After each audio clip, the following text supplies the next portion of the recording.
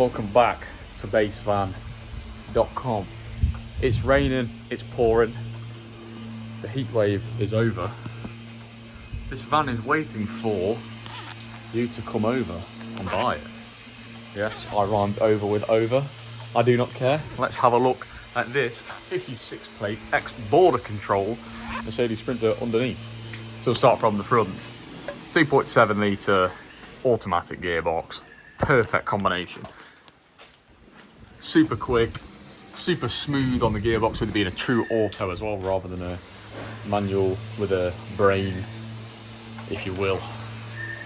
Obviously, with this being said, it's not fantastic on fuel, but really, if you're looking at a van this size and you've got obviously the twin axle configuration, so you've got a higher payload, are you really wanting fuel economy? Not really. It's not that you're going to be driving it every day, is it? Although our mechanic does. So make of that what you will. Stills down the side and down this side. From the inside, they look really nice. They've not been jacked up horribly in any area. They're perfectly straight like a ruler. From the outside, however, there is a few areas where they're a little bit dinted and just a bit scabby, to be fair. Although they are solid, there's no holes or anything. They obviously have seen better days. And if we just move this mud flap out of the way, you can see as well there, just where the paint's come off. Really, it wants sanded back and painted over again. And you should be all right to go. If you just treat it right, it should stay with you for a good amount of years to come. This side, much the same, but less so really.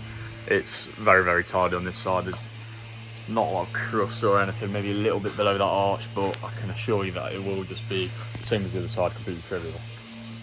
Coming towards the back, obviously you've got the sills behind the wheels as well on these. Again, completely straight, probably want a little bit of treatment just to future-proof it. Maybe you want us to do an underseal on the vehicle, or you want to carry out the work yourself, indeed. That is a possibility. Looks like, to be fair, this one has been done already, it's been painted. So, yeah, maybe you want to sand it back and do it again. Maybe you want to leave it as it is. It should be alright either way. With this being a 2006 903 Mercedes Sprinter, you've got a very simple exhaust system back from the turbo. Through here you've got one silencer. No AdBlue nonsense, no clever DPS or anything like that. It's very straightforward, which is lovely for maintenance and cost going forward. You've got the twin airbag system on the back of these, which is quite fancy. Obviously, it seems very complicated, but I can assure you it's not. If you want it to go back to springs, you can, because the anchor points are still there. So it's not really a problem. Tyres, which I normally start off with, but I've left very late in this video for some reason, are Michelin Agilis. They're not the cross climates, but they are still Michelin Agilis tyres. 0722 on the fronts, and then if you go to the back, you've got Goodyears, and the date on these is going to be on the inside wall of the tyre, probably, as is usual. So that'll be a job to look on the inspection report, and I will put the date of the tyre here in the video so that you know why. Oh, actually, yeah, we've got a Dunlop on the front this side, which is a nice nick, to be fair. Good condition, nice tread. Like I said, make sure you look at the inspection report and you'll be able to see all the information about the tyres in depth. There's no perishing or anything horrible on these. There you go, there's your tyre size, 195/70/15. Our mechanic that obviously, like I said, has one of these vans has actually upgraded his tyres to the later model. That is possible on these. A little bit bigger tyre size, looks really sweet with that. I've got a picture of that here. So that's possible with these vans. And yeah, really, low mileage, 2.7 automatic. What more can you want with a spare? So let's have a look around the outside and the inside of this vehicle. So, I've just pulled this wall up right now. I'm about to park it up after photographing it. So I just thought I'd give you a quick tour. So sat in the driver's seat, you've got your 2 captain seats. Your steering wheel's in very nice condition because of the mileage of 47,000. Over to the right here, you have your electric mirrors, electric windows, automatic gearbox, a radio that currently does not work but will be inspected by our guys.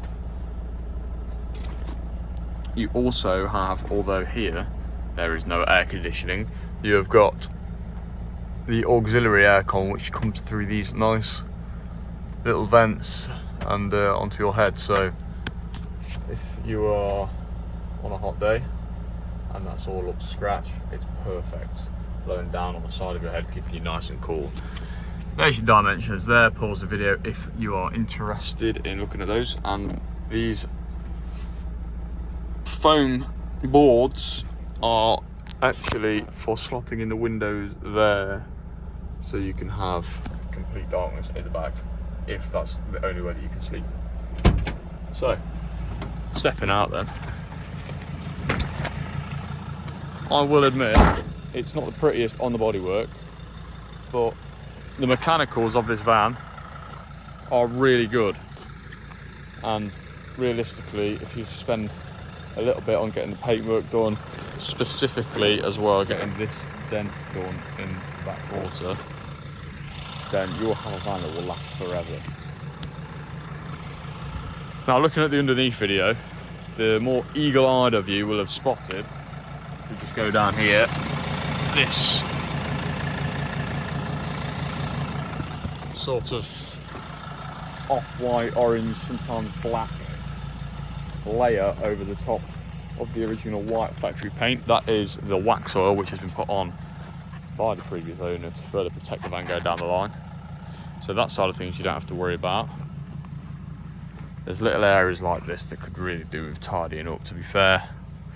Get the sander out, paint over them nicely. Or if you're not too bothered about aesthetics, leave it as it is. It's completely up to you. Onto this area, you've got the petrol tank for the generator, which I'll show you in a minute. And we have a little plug socket here.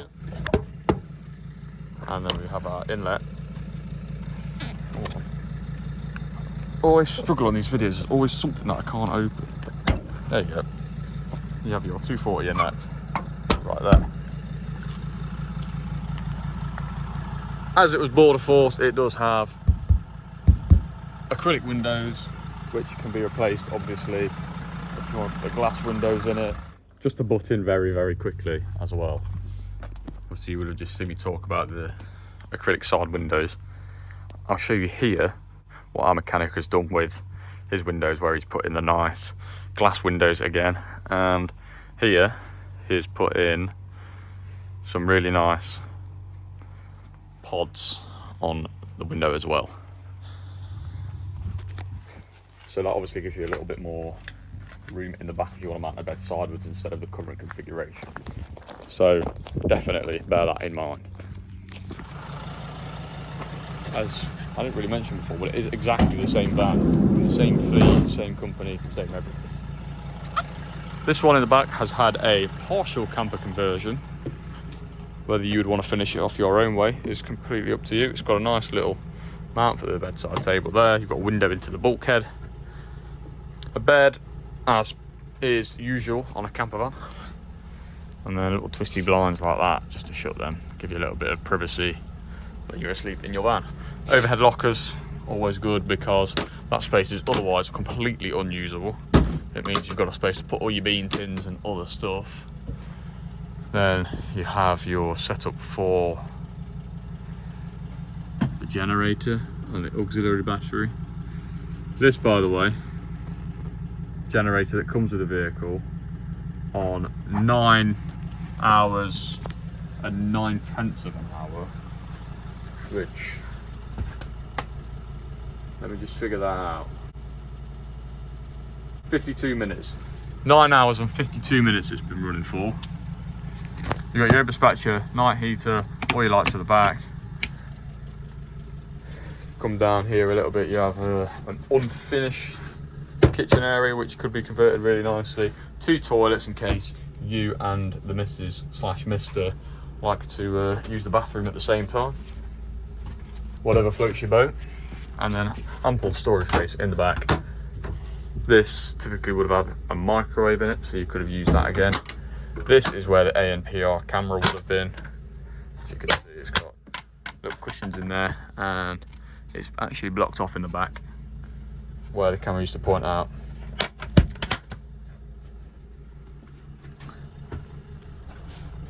Really, as in the last few videos where I've had to set up a bed and make myself look like an idiot, on this one it's very straightforward. Simply kick up, lie down,